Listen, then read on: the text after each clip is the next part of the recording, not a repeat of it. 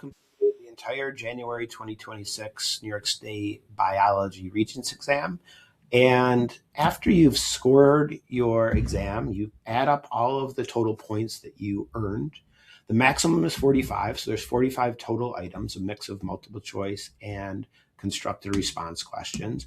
And the final step to determine what your Regents exam grade would be is to use this conversion chart.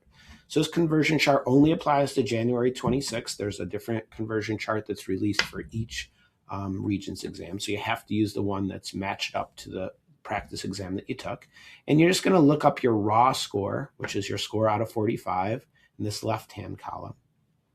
And then the scaled score would represent your Regents score. So if you got 45 out of 45, you would have a scaled score of 100. That is a performance level of 5, the best proficiency level you can have. If you got a 28 out of 45, your scaled score would be 78.